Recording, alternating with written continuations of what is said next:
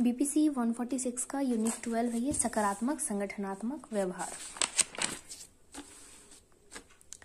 पहला टॉपिक है इसका सकारात्मक संगठनात्मक व्यवहार का अर्थ तथा परिभाषा।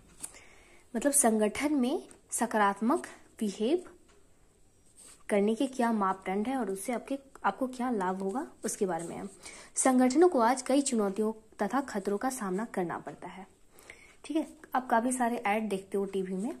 किसी भी प्रोडक्ट को कोई कंपनी अगर आपके सामने लाती है तो किस तरह, मतलब कितनी सारी प्रॉब्लम, जैसे घर ही डिटर्जेंट हो गया तो उसमें कुछ मतलब पहले इस्तेमाल करे फिर विश्वास करे, है ना। कुछ ऐसी टेक्निक्स या कुछ ऐसी बातें लाती हैं जिससे हमें ऐसा लगता है कि हाँ ये प्रोडक्ट जो है हमारे लिए बहुत अच्छा है। ठीक है, जैसे कुछ चीज़ों का ऐड दिखाता है कि इससे आपके बच्चों को कोई हानि नहीं होगी। ठीक है, आप प्रोडक्ट ले रहे हो, आपके लिए हेल्पफुल है, बहुत सारी चीज़ें। तो इसकी वजह से क्या होता है, और कभी इसमें गिरावट भी आती है। ठीक है, ऐड की वजह से ही, जैसे अभी अक्षय कुमार की कुछ फिल्मों में हो रहा है, उन्होंने तंबाकू का जो ऐड किया था। ठीक है, जो दाने दाने पर लिखा है केसरी, जुआ केसरी।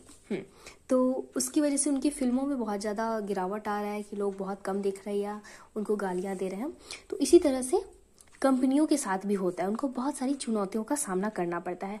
प्रभावशीलता, दक्षता, बढ़ी हुई पूर्णता एवं बदलती ग्राहक मांगों के लिए खतरे और रणनीति, संस्कृति एवं प्रक्रियाओं जैसे संगठनात्मक आयामों के बीच एक रूपता बनाए रखने के लिए निरंतर चुनौतियों का सामना करना पड़ता है। ठीक है, आज के समय में संगठन को स्वस्थ तथा व्यवहार्य बनाए रखना एक कठिन कार्य है। कई बुनियादी व्यवहार विज्ञान सिद्धांत तथा प्रथाएं हैं जिन्हें व्यक्तिगत और संगठनात्मक प्रभावशीलता बढ़ाने के लिए संगठनों में लागू किया जाता है। ठीक है, बहुत सारे, जैसे टीवी ऐड करना, पोस्टर लगाना, है ना, अपनी किसी कंपनी का, है ना, ब्रांड का लोग लोगो लगा करके ये दिखाना चाहते हैं कि हाँ आप हमारे कंपनी से या हमारी चीजें लोगे तो बहुत अच्छी क्वालिटी की मिलेंगी, आपको सस्ती दामों में मिल जाएंगी। ठीक है, बहुत सारे बड़े बड़े एक्टर ये लोग ऐड करते हैं किसी चीज की। क्यों करते हैं? क्योंकि उनको अपने प्रोडक्ट दिखाने पड़ते हैं। उन्हें ऐसा, मतलब हमारे सामने वो ऐसा प्रस्तुत करते हैं कि हमें लगता है हमारे बजट में वो चीजें आ रही हैं और हमारे फायदे के लिए हैं। हालांकि उससे हमारा कोई फायदा नहीं होता है, उनकी कंपनियों को फायदा मिलता है। ठीक है, तो संगठनात्मक विकास यानी ओडी कार्यक्रम ऐसे हस्तक्षेप तथा गतिविधियां हैं जो संगठनों में व्यक्तियों, दलों यानी टीम और पूरे संगठन तथा सदस्यों के कामकाज में सुधार के हेतु आवश्यक कौशल एवं ज्ञान प्रदान करने के उद्देश्य से आयोजित की जाती है।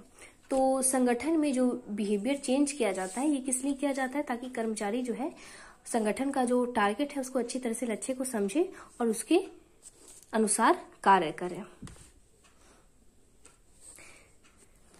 फिर आता है सकारात्मक मनोविज्ञान तथा सकारात्मक संगठनात्मक व्यवहार।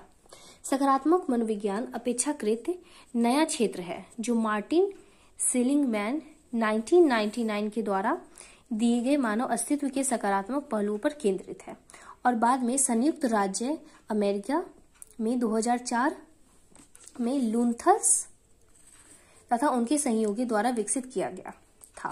सकारात्मक संगठनात्मक संरचना में ऐसी रणनीतियां एवं विधियां शामिल हैं जो वांछित लक्ष्य को प्राप्त करने के लिए प्रभावी तथा लाभकारी और सकारात्मक मनोविज्ञान इस बात से संबंधित है कि सकारात्मक अभिवृत्ति तथा आशा किसी भी वांछित कार्य पर लागू करने पर व्यक्ति की दक्षता को कैसे बढ़ा देती है। ठीक है, ये जो आशा है, आशावादी, ये सब होप, ये सब चीजें जो है पूरा जो 12 चैप्टर है आपका उसी पे आधारित है कि आशा, उम्मीद होने से हम कैसे, और लचीलापन होने से हम कैसे अच्छा वर्क कर सकते हैं।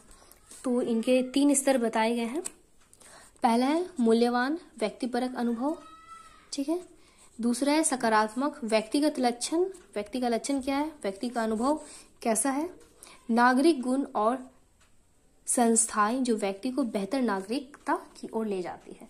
तो एक नागरिक के गुण क्या होनी चाहिए, उनकी संस्थाएं क्या होनी चाहिए जिससे वो बेहतर नागरिकता की ओर चले। सकारात्मक संगठनात्मक व्यवहार में मनोवैज्ञानिक घटक शामिल होता है जिसे साइकैप कहा जाता है, जिसने वांछित कर्मचारी या व्यक्ति व्यवहार और निष्पादन आदि के साथ सकारात्मक संबंध दर्शाया जाता है। मनोवैज्ञानिक पूंजी या साइकैप, इस पर टिप्पणी भी बता सकता है कि साइकैप क्या है, इस पर टिप्पणी दीजिए। तो कोई भी संगठन उच्च स्तर की उत्पादकता के साथ अपने लक्ष्य को साकार करना चाहता है। ठीक है, कोई भी रणनीति उच्च से उच्च रणनीति अपना करके अपने टारगेट को जो है वो पाना चाहता है, जो मानव संसाधनों की मनोवैज्ञानिक तथा और वास्तविक भागीदारी पर निर्भर करता है। मनोवैज्ञानिक पूंजी की अवधारणा मानव जीवन के सकारात्मक पहलुओं पर निर्भर करती है। किस पर निर्भर करती है? तो मनुष्य के सकारात्मक पहलुओं पर निर्भर करती है, और इसलिए मनोवैज्ञानिक पूंजी के मुख्य घटकों में आत्म प्रभावकारिता, आशा, आशावादिता और लचीलापन शामिल है। इसलिए साइकैप को इस प्रकार परिभाषित किया गया है। एक व्यक्ति के विकास की सकारात्मक मनोवैज्ञानिक स्थिति जिसकी विशेषता है चुनौतीपूर्ण कार्यों में सफलता हेतु आवश्यक प्रयास करने के लिए आत्मविश्वास। ठीक है, अगर आपको कोई टारगेट कंप्लीट करना है तो उसके लिए सबसे पहले आपके अंदर क्या होना चाहिए? आत्मविश्वास होना चाहिए। अगर आपके अंदर आत्मविश्वास की कमी होगी कि नहीं मैं तो ये नहीं कर सकता या मैं ये नहीं कर सकती, तो क्या होगा? इंसान चाह कर भी, अगर उसके अंदर वो एबिलिटी होगी कि वो हाँ कर सकता है, कोई टारगेट अचीव कर सकता है, फिर भी उसमें आत्मविश्वास की कमी के कारण वो उस चीज पे अव्वल नहीं कर पाएगा और वो नीचे की ओर, नीचे स्तर पे आते जाएगा। दूसरा होता है इस समय और भविष्य में सफल होने के बारे में सकारात्मक विशेषज्ञता, यानी आशावादी बनना कि हाँ हम अभी भी अच्छा परफॉर्म कर रहे हैं और हम आगे भी इसका आउटकम अच्छा आएगा।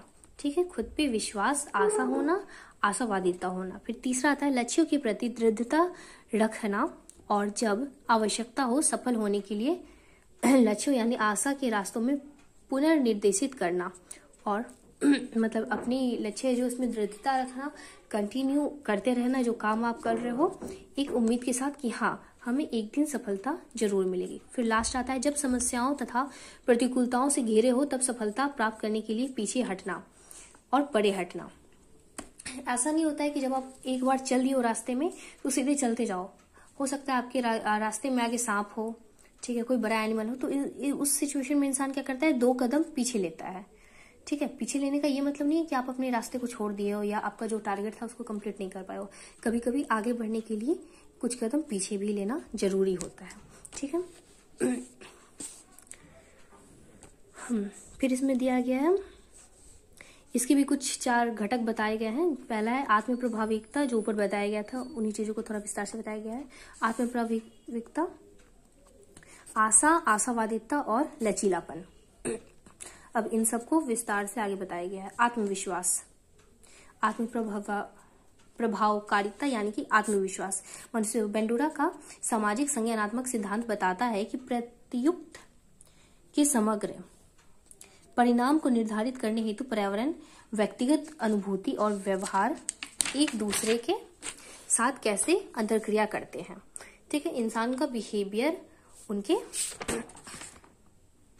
अनुभूति कि वो जो महसूस कर रहे हैं उससे उनकी अंतरक्रिया क्या होती है, वो कौन सी प्रक्रिया करते हैं। इस सिद्धांत में एक सैद्धांतिक ढांचा शामिल है जो इस बात पर जोर देता है कि कैसे एक व्यक्ति किसी विशेष व्यक्ति से सफलतापूर्वक निपटने के लिए प्रतीकात्मकता, आत्मनियमन और आत्म प्रतिबद्धता प्रतिबिंब का उपयोग करता है और भविष्य में निपटने के लिए अपने अनुभवों का वापस प्रतिबिंब करता है।